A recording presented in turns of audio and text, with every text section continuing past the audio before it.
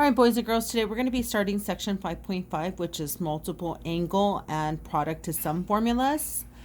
So I'm going to be starting with example 1, solving a multiple angle equation. So hopefully you were able to copy down the formulas right above example 1 to an index card. Otherwise, you're going to be referring to those often, okay? So those double angle formulas. So for number 1, they want us to solve 3 sine squared of x plus cosine 2 of x minus 2.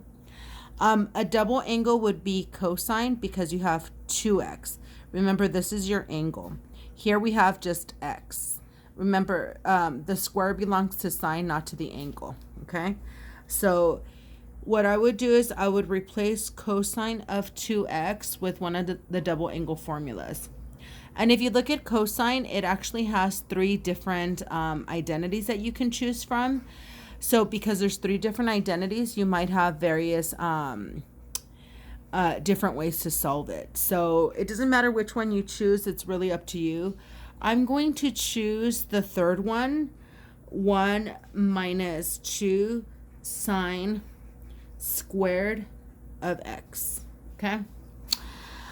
And the reason that why I'm choosing that actually is just because there's already a sign. So that's pretty much it. I'm hoping something will cancel out or simplify.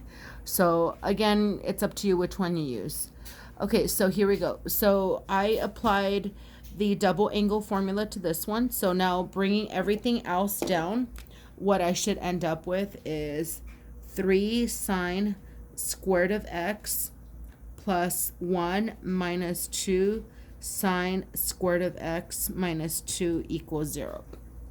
Okay, let me move it. Okay, and then if you look, you have a couple like terms.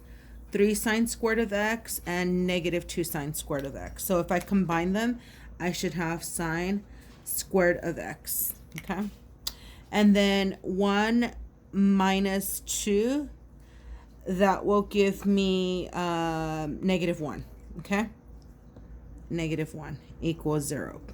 Okay, so now we just have to isolate our trig identity or our trig function. So now I should have, excuse me. So I'm going to add 1 to both sides. And so now I'm left with sine squared of x equals 1. And then, of course, I'm going to square root both sides. And whenever you're solving for x, or in this case, your identity, you really should have plus or minus square root of 1. And, of course, plus or minus square root of 1 will give us sine of x equals positive and negative 1. Okay? So now we have to figure out our solution. So now we're going to be using our unit circle once again. And let me see where mine's, oh, here it is.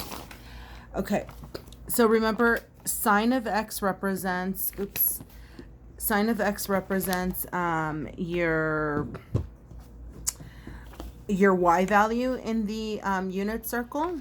So when does an angle equal 1 and negative 1? That occurs at pi over 2, and that also occurs at 3 pi over 2, okay? So basically, I can write this as my solution, okay? I can write x equals pi over 2 plus n pi. Okay, and this is like my, let me move this a little bit, okay? This would be considered my general solution, okay? And we learned this last time on how to solve this or how to write the general solution. So if you're someone who is still having trouble, let me show you.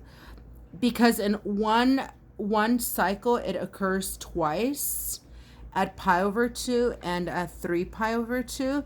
Basically, if I have pi over 2, and I add a pi, that'll cover 3 pi over 2, okay? So if n is an integer and I just plug in 1, pi over 2 plus pi will give me 3 pi over 2. If n is 0, it'll just give me pi over 2, okay? And then after that, it'll just occur every time at pi over 2 and 3 pi over 2 per cycle, okay? So I just want a general solution. And that's pretty much it. Okay. Okay, so now I'm going to have you guys try the checkpoint and then check your solution.